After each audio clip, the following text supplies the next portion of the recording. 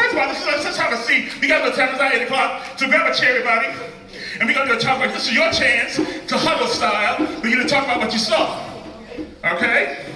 So, our moderator from the former, everybody just grab a chair, sit on stage, all the actors, and of course, our traffic administrator, come on down here.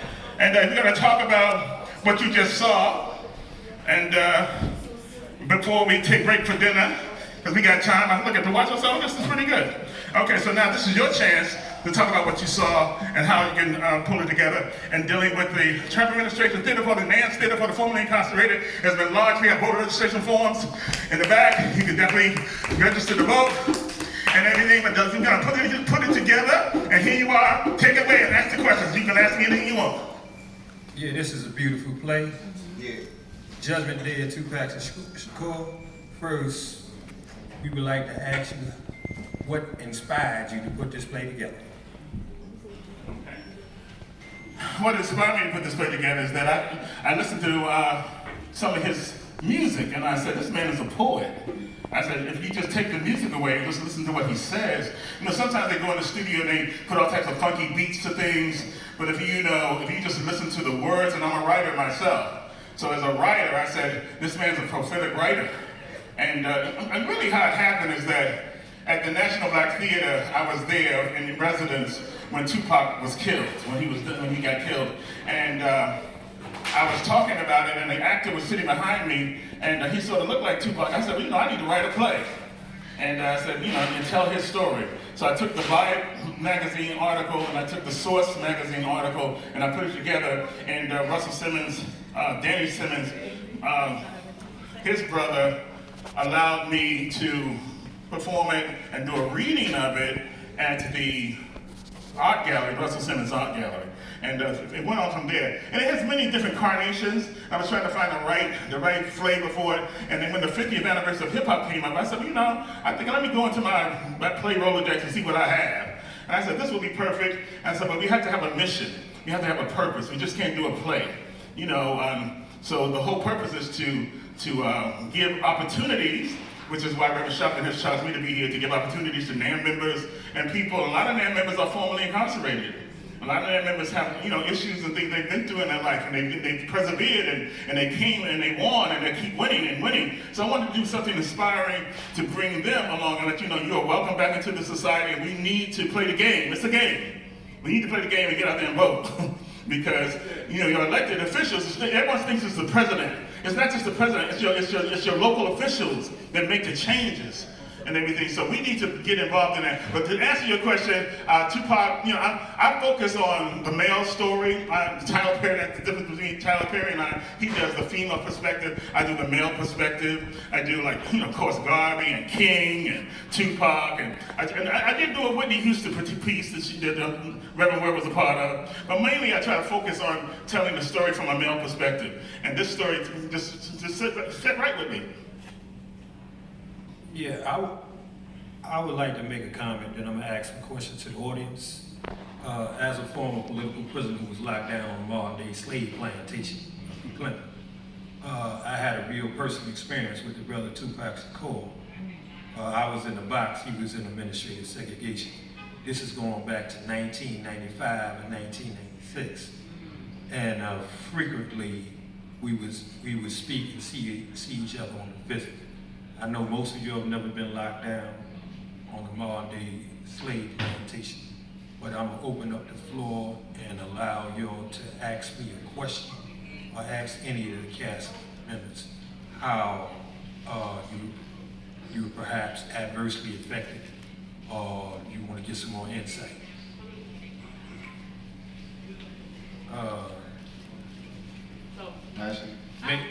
Make yourself known, sweetheart. I have a two-part question. My name is Ashley Sharpton. So I guess it would be for Arnold and the entire cast, who wants to answer. But as far as the themes of the play, how do you think it's relevant today for our young people, basically in relation to the 50th anniversary of hip hop? I know you kind of went into it a little bit, but I wanted to know how you all felt it was relevant today. And also, two people texted me during the performance and stated something about the cursing, and they felt the cursing Well, So why would you think, and this is for Arnold, because he wasn't playing, that it was important to have the person in the play? Why do you think it was important for that to be aired and included? And because you could have chosen to put it out, but you chose to include it. So why do you think that was relevant to include as far as the script of this play? Well, if you was here and you had listened to my introduction, I basically had explained that. And addressing that particular issue, I felt it was important because I said we're going to keep it official like being politicians. We're going to use the N-word, although I personally don't use the N-word, and under these circumstances I generally don't use unnecessary language that may adversely affect people, offend people. But we felt that it was important, it was compelling, because we don't want to be like that racist white boy Ron DeSantis out there in Florida. Twist up history. You know, the history is the history. We know how Tupac got down, we know how Biggie got down. If you listen to the albums or their music, it was clear that they was wrong. But I emphasized that when I made my introduction, that you will hear some verbs, adjectives, and nouns that will, make your toes stinky and your nose wrinkled. That's cute, but I hear you, but I'm just saying, obviously it was an issue, and I wanted it to be underlined again because people knew it was an issue. Anybody else want to address? Pinnix, would you like to answer? Yes, I cut out, when I first wrote the play, there was so much in his monologue, there's so many words that he said that I cut out. I literally had to go through every monologue and speech that he had written and cut out these expletives and everything. So I had to choose what, say for example, one time when he does an expletive, then he blasphemes God. So I make sure he's shocked for doing it. So the message is, you can't speak that way to the Most High. So if you speak that way to the Most High, this is the consequence of your actions. So I kept it in there after he says, in the beginning was the Word. Was with God. The Word was God, and the Word was with God. He said in the beginning was his, bleep, bleep, bleep. Okay, that's how the play started. And then what happens to him for doing that is because God is a jealous God, and God shocks him in the hot seat. And so even at the end of the play, he was stuck to the chair because God was like, no, you still running that mouth, you still saying these words and everything like that. So what happens is I make a plea for him because he was still disrespecting God, and he still had that swagger, wearing those shades and everything. So I told, he went to performing arts at high school with Jada. He was not a thug. Ever since he played the role in Juice, he started acting like he was some type of gangster and everything of that nature. So my justification was that, okay, you keep speaking that way, you thought just because you said that what you did on that God, do I get to come up or not? He said, what you mean you don't know? Because God said, I don't know. You talking like that, you still talking like that. And I said, I make a plea as his defense attorney. I make a plea for him, because he's not really, he's still trying to be something he's not. And one of the lines was, I made it up. Okay, that's something that needed to be pointed, but I made it up. It was all an act. That was a key thing that should have been heard, but it kind of slipped away. But that's why you would get it. I made it up. It was all an act. And when people make up things, they start talking that way, moving that way, and acting that way. When he was a theater kid with leotards and tights. Okay? So he got stuck to that chair because of that mouth. And that's why I did it. Well, let me say this here. This sister asked me, how do I think, or how do this actually affect the youngsters today?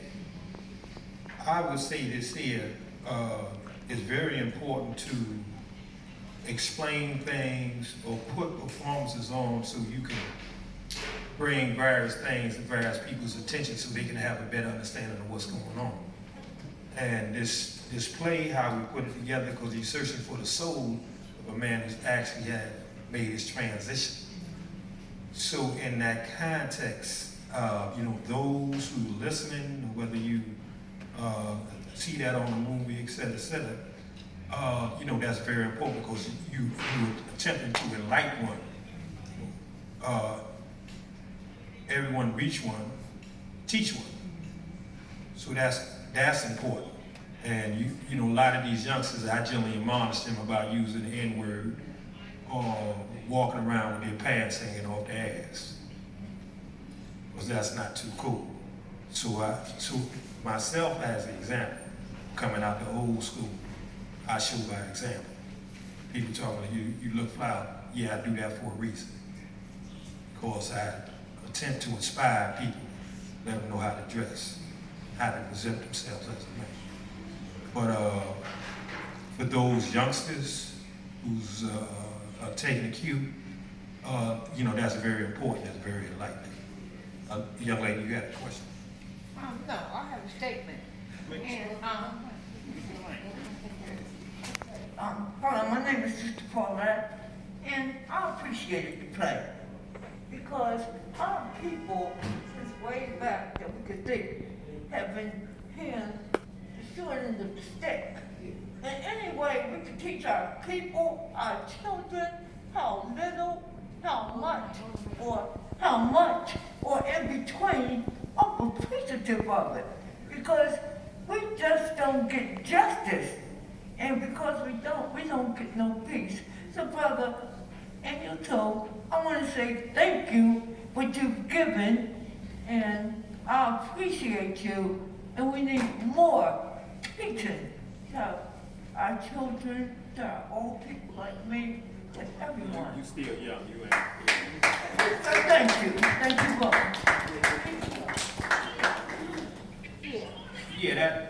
There's no question about that. That's beautiful, and in that context, when we gotta understand that, everything takes time. Nothing happens overnight.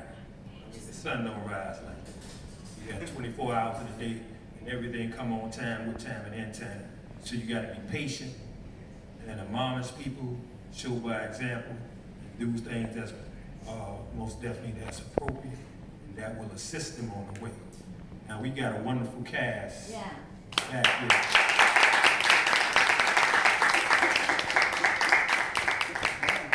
And I definitely want to acknowledge the President, the Queen Mother here.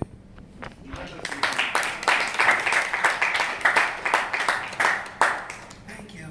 I had a little to eat, so I was fighting off arthritis.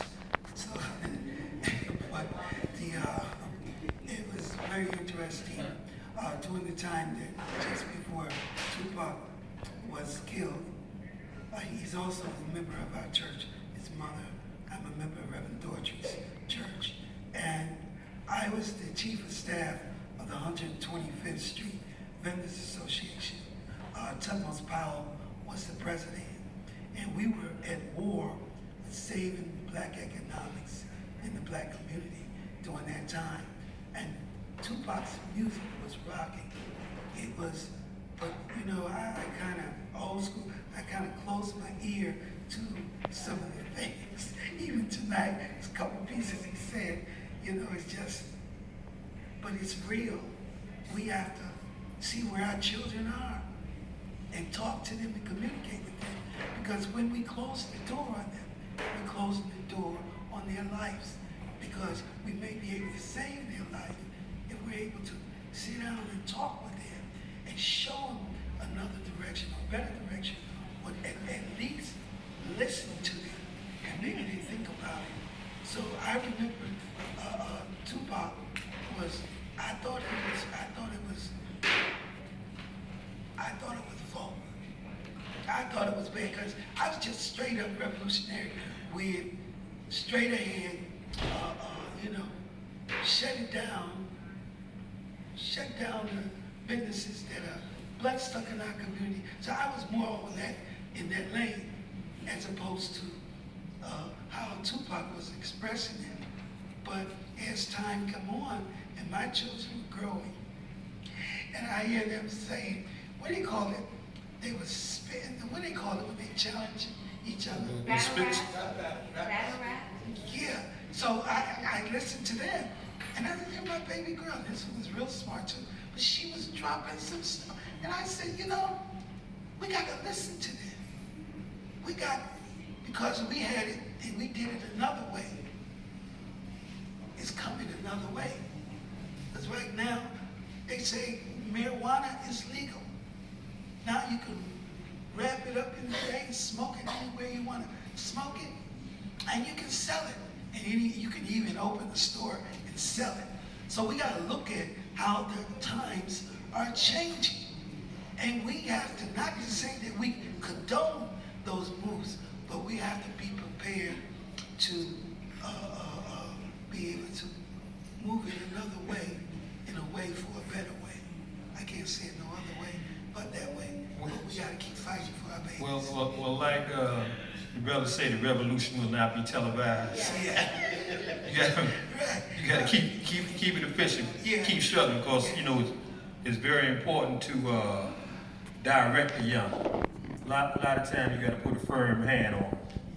But I always believe in addressing people with an iron fist and a velvet glove. Right, but those things, like you said, will not be televised. But I just want to give a shout out to Arnold. Marcus Garvey thing was just awesome. It was like a celebration of But how all it came together is because we came together. And the Spirit says to me, call the shepherds, Sharpton, Reverend Daughtry, because the sheep hears the shepherd. Reverend Daughtry walked the whole Marcus Garvey route. Amen. 92 years old. Amen. I was ready to stop at 125th Street. Amen. We were both there. Amen. So what I'm saying is, what brought that together was unity, regardless of our religion. My brother's a bishop. He flew up from Texas. I have family come in from Tennessee. So when we start coming together, that's when we're going to be more powerful. Regardless of what our issues and challenges are, if we know that we can be together as one people and love one another. Someone said, spread the love. We got to spread the love. Spread the love all the time. Yes, We yes. have one more person here. Yes, Sister Minister, maybe? Hi. Good day and God bless you. I'm so glad we're here together. I want just to address the fact that this person who was looking at it online text Ashley Sharpton and was really noticing the profanity. It's to be noticed. But this play had other information that we could really gain from, because what Tupac, the character Tupac, was basically also emphasizing was we have to stop killing one another. That's extremely important. There's a lot of issues that this play brought up, and that's the one I picked up. Of course I picked up on the cursing. I don't curse. I used to, but I don't now.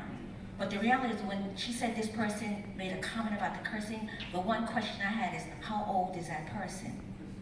Because it may have been an older person. Now, I'm 72, and I was here when hip-hop started. And my favorite part of hip-hop was not the language that Tupac used. But I like Tupac too. So I learned to grow with it. But I also accept the reality, there's some movies that are considered classics in the black community. And they're true to form, and they use profanity. So we have to understand the reality of why they were using profanity. It was part of the music industry. That was how they were accepted. So we have to not really particularly blame the artist. The artist is trying to become an artist and get paid. The real Tupac, like this brother was saying, was a theater major. He knows how to do classical acting. He knows how to speak very, very proper. But he also was in this music business, and that side of music business, that required him to be another character. And the person who played Tupac was exceptional. I mean, exceptional.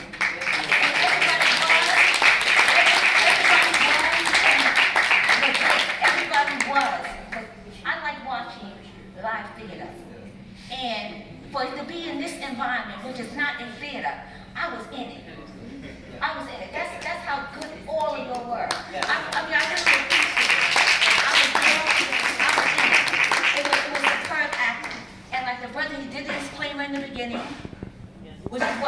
movies do nowadays. Be prepared. At your own discretion, you can change the channel, that type of information. Yes. So this is real theater. This is real theater. And it was a pleasure being here. And God willing, I hope there'll be more. I also want to give you a side note. I was formerly incarcerated. I was formerly incarcerated with Remy Ma. You know, she did a whole bid, I was there for a whole bid. I had the pleasure of seeing her, but I also knew and wanted God to bless her once she was released. And this is the reality. Formerly incarcerated people have a right to be accepted in society and to really use the skills that they have to contribute to society. So this is a great mission, and I hope to participate more. God bless you all.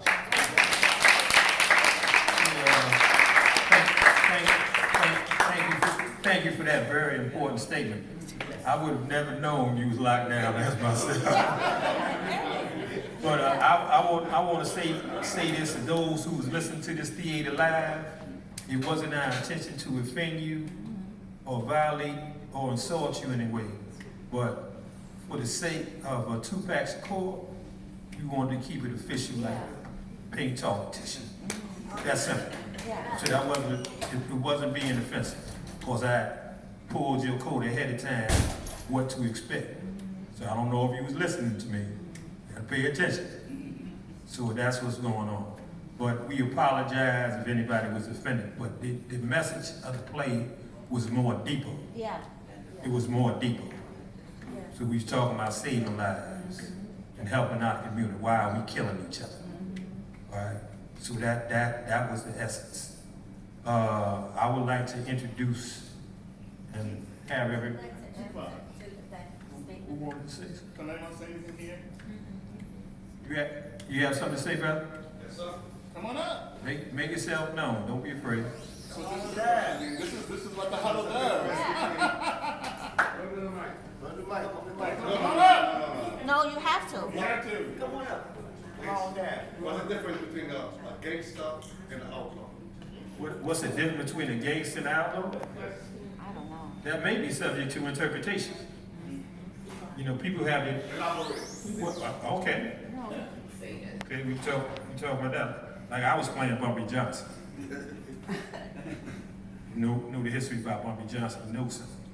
But if you're talking about, I think is a term about in terms of our culture between the gangster and the outlaw. When you have certain clans or people together, some will call themselves outlaws, some will call themselves gangsters. But if you study their behavior, if they're doing something, they're basically doing the same thing. Right, so basically, there's no difference. However, being involved in the game, whether you messing with narcotics, whatever the case may be, or selling that, you know, I don't condone that. Because I haven't seen it on the street. I see how it actually affects our community. But we must be able to connect with people so they would actually understand how this adversely affects them and build them up. Because a lot of times, if somebody's hungry in the street, or they don't have no house, or they just in a bad situation, you just can't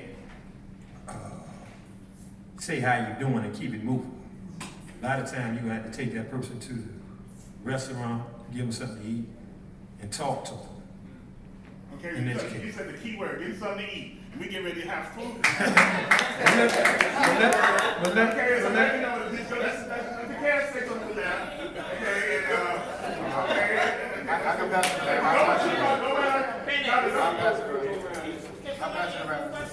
Yeah, okay, we got a question. You know, don't give the junker yet. His question wasn't answered. It's in the same. He said it depends on. the question wasn't answered. It wasn't. I said no. Based on what they call I said that's subject to interpretation. Yeah. You got a lot of them posses back in the day call themselves outlaws. All right. If you come from a particular West Indian, they call themselves a posses, or outlaws. All right. But if you look at their behavior, they was basically doing the same thing. Yeah. They had their little clan or their mob, and we're throwing that. Outlaw is person that is against what the government says. You said a gangster what? A gangster and an outlaw is two different. Well, that's, again, I explained my answer because I was in the street. I dealt with certain situations and circumstances. So I basically been there and done that. All right? So, Who has an answer to that? Ernest does, right? Okay, Want to say something about the words? gangster and the outlaw are different times.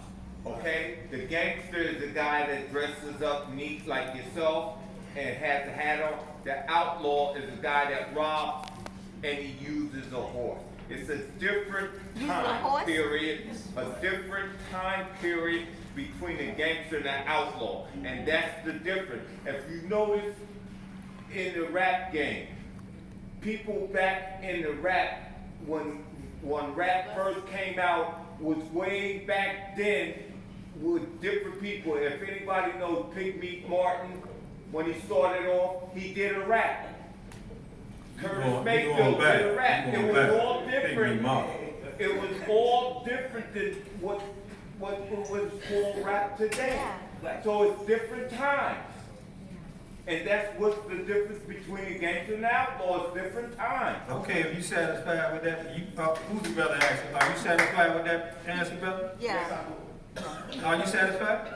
Yeah. Okay, very well. You know, I don't have no beef. We ain't gonna squabble, no squibble. Like I said, that's our problem. We get.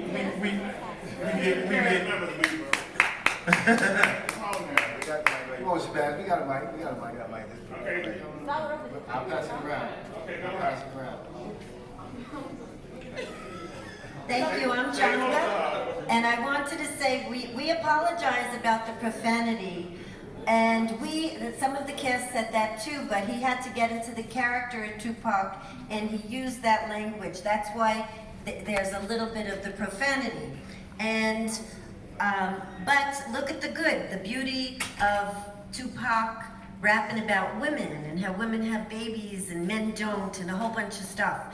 So I wanted to say that cursing, it takes a village to raise a child, and a great man is he who never loses the heart of a child. So when people, the angel of death takes your breath, because God is a word and we give him either glory or we turn our back on him, which was a little bit about, you know, the issue, is he gonna go to heaven or stay in limbo or go to the other hot seat? So when people curse, everybody needs to remind them that those words aren't in the dictionary and they're wasting their breath, and how powerful the spirit of lies is. And as far as the outlaws, television has come a long way because it's for money, but before it used to be telling stories, because God is on our money and we're a people power. We have freedom and a people power. So that's it, thank you. Okay, just give it back to me. Our time is up. So I'm gonna say something really quick. As the lead representative for the Youth Huddle, this was a very great play. As far as the cursing, the reason why that question was brought up is because this is called the Youth Huddle. So on live, we have a lot of kids watching us. And sorry to any of the parents that feel uncomfortable. That wasn't our intention. The play was very beautiful, but just next play, please limit some of the curses, because my brother also watches the Youth Huddle and he's only 5. And I don't want him to, you know, think that that's okay. I got the message, but because he's 5, he doesn't get the message. He only hears the cursing. So, on behalf of me being the representative, I would say that this was a very great play, 10 out of 10. You did an amazing job, Tupac. Clap it up for him. Y'all did an amazing job. And this was your first time doing this? Yeah. Couldn't even tell. Yeah. So, with that being said, we closed out. And thank you to the cast members. Thank you to Arnold Pinnix. Clap it up. Oh, and we do have a special guest, but You know, after we eat. after we eat or while we're eating, I would say. So we're gonna close the, oh, okay.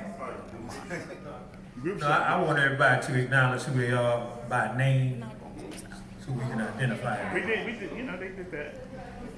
Okay, what you can do. I'm Minnie Jackson. I'm the king, Dr. Magic. I just want to say right.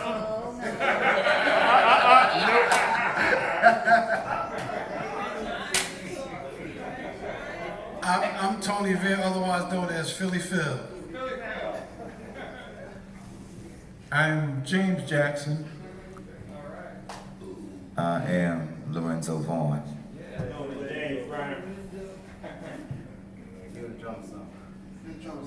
Just come up and That's what James Brown said, get his drummer, son. That's right. My name is Tutmos, the third drummer. Yeah,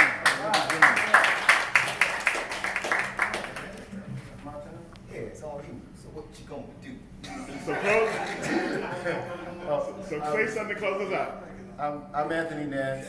I really enjoyed the play myself. All the other characters, Arnold and Lorenzo, some of my favorite characters in the play. I didn't know how you guys were going to take it. I was doing my best to do justice to the play. Thank you so much. Like Mrs. Shabazz said, you know, we wanted to keep it authentic. And I do understand that a lot of young people are listening. They also live in society. And society is doing this on a regular basis. I talk to my son all the time about this killer music. Everything is killer, killer, killer. We kill you, and one little boy, he just says some nasty stuff. I used to get mad at my foreman and tell the guy next to me, play that disrespectful little boy when you walk by. Just get on his nerves, you know, because he was making me upset and he's so disrespectful. And that kid was a teenager. In my grandmother's neighborhood, kids, like I said in Tupac's speech, 13 with guns. When my child was in the projects, when they were having wars, a 13-year-old was shot, then a 16-year-old, then an 18-year-old. And one of the mothers got mad and she perpetuated the war. You understand? So, you know, I do understand, and we have to teach them at home. And we have to get to the subconscious mind, because right now we're at a war. And the war is for your mind. They want to take your mind. You think it's about money? You think it's about clothes? You think it's about fame? No. They want your brain. That's why they're coming after children. Because the children are the future. They want to take the hardware that creates your mind and manipulate the subconscious part